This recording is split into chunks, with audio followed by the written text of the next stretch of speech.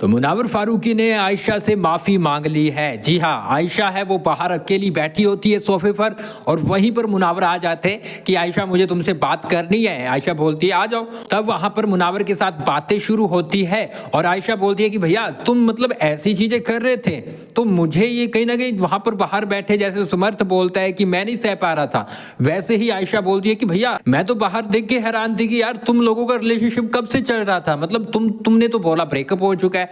तो यहाँ पर मुनावर है वो बोलता है सॉरी, मेरे से जो भी चीजें हुई है उसके लिए मैं सॉरी बोलता हूँ। लेकिन यहाँ पर आयशा बोलती है मैं तुम्हें इस बात के लिए कभी माफ नहीं कर सकती लाइफ में। इसके बाद वो उठकर चली जाती है वॉशरूम एरिया में और वहीं पर मुनावर पीछे पीछे टिश्यू पेपर लेकर पहुंच जाता है और सामने जाकर बैठ जाता है। तो यहाँ पे आयशा बोलती है देखो तुमने सॉरी बोल दिया है और मैं अब इस चीज का इशू नहीं बनाना चाहती हूँ, जितना मैं बोलती जाऊंगी उतना मैं उस बातों में खुद ही फंसती जाऊंगी, इसलिए तुमने सॉरी बोल दिया बस मेरे लिए काफी है।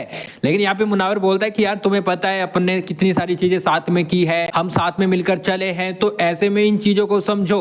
तो आयशा बोलती है कि तुम मेरी जगह पर होते तो तुम्हें कैसा लगता। तो यहाँ पर मैं आपको बताऊं ये एक सेंसिबल लड़की लग रही है कि ठीक है यार मतलब ज्यादा ड्रामा क्रिएट नहीं कर रही है और जैसे बाहर आई कुछ सवाल रखे, मुनावर ने यस उस पर एग्री किया और उसके बाद उसने छोड़ दिया। अब मुनावर जाकर उससे माफी मांग रहा है और चाहता है कि आयशा है वो उससे बात करती रहे और आयशा है वो बोल रही है कि नहीं मैं अब इस पर बात नहीं करूंगी, मैं तुम्हें माफ भी नहीं कर सकती, बस ठीक है तुमने सॉरी बोल दिया तो बात खत्म। और इसके साथ आयशा बोलती है कि ये तुम क्या कर रहे हो, तुम्हें पता है कितने लोग पागलों की तरह चाहते हैं और तुम मतलब चीट कर रहे हो। और इसके साथ मैं आपको बताऊं पहले भी आयशा ने इल्जाम लगाया है कि सिर्फ मैं नहीं बहुत सी लड़कियों के साथ मुनावर है वो चीजें कर चुका है, फैन फॉलोइंग का वो फायदा उठाता है और कहीं ना कहीं अपना फेमस होने का फायदा उठाता है, लड़कियां उसे मैसेज करती है तो उनके साथ रिलेशनशिप में आ जाता है। तो ऐसी चीजों का खुलासा आयशा कर चुकी है और ऐसे में अभी वो बोल भी रही थी मुनावर को, तो मुनावर है कुछ नहीं बोला और सॉरी बोलता हुआ नजर आता है। तो आयशा बोलती है कि मैं भी उन फैंस में से एक थी जो मैं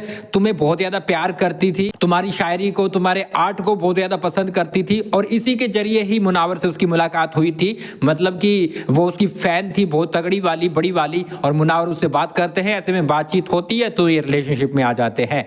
तो ये चीजें हुई थी लेकिन यहाँ पर आयशा है वो क्लियर करती हुई नजर आ रही है कि भैया मुनावर ने मेरे साथ गलत किया है और मुनावर ने ये सब चीजें एक्सेप्ट भी कर ली है। तो यहाँ पर गाइस ये चीज सोचकर ना काफी लोग मतलब उनको बुरा भी लगेगा कि यार मुनावर है उनको इतने लोग प्यार करते हैं, आयशा की बात सच भी है, उनको क्या ये सब चीजें करनी चाहिए। क्योंकि यहाँ पर मेकर्स ने अगर आयशा को लाया है ना तभी उसे बोला जा रहा था कि भैया तुम ये दुख भरी जो कहानियां सुना रहे हो ना ये सुनाने का कोई मतलब नहीं है, क्योंकि उनको पहले पता लग गया था कि भैया बाहर जाकर ये बंदा क्या क्या कर रहा है, तीन तीन चार चार लड़कियों के साथ रिलेशनशिप इसके चल रहे हैं। खुद यहाँ पे नाजीला भी बोल चुकी है कि जो वहां पर दिखाने की कोशिश मुनावर कर रहा है वो रियलिटी नहीं है। तो नाजीला भी खिलाफ हो गई मुनावर के, आयशा भी खिलाफ हो गई। तो मेकर्स ने सलमान खान ने इसलिए कहीं ना कहीं मुनावर को टारगेट किया था कि भैया दुख भरी स्टोरी सुनाने का कोई मतलब नहीं है, तुमने ऑलरेडी बहुत सारी कांड है वो बाहर कर रखे हैं ऐसे ऐसे जो कि जनता एक्सेप्ट नहीं करेगी। अब गाइस यहाँ पर मुनावर सॉरी बोल चुका है, क्या यहाँ पर आप लोग उसे माफ करोगे? क्योंकि कहीं ना कहीं उसने सारी चीजें एक्सेप्ट कर ली है। क्या बोलोगे कमेंट बॉक्स में अपनी राय जरूर दे। लेकिन आज के एपिसोड में काफी चीजें देखकर आप भी हैरान रह जाओगे। मिलते कुछ ही देर में बिग बॉस 17 की नई और बड़ी अपडेट के साथ।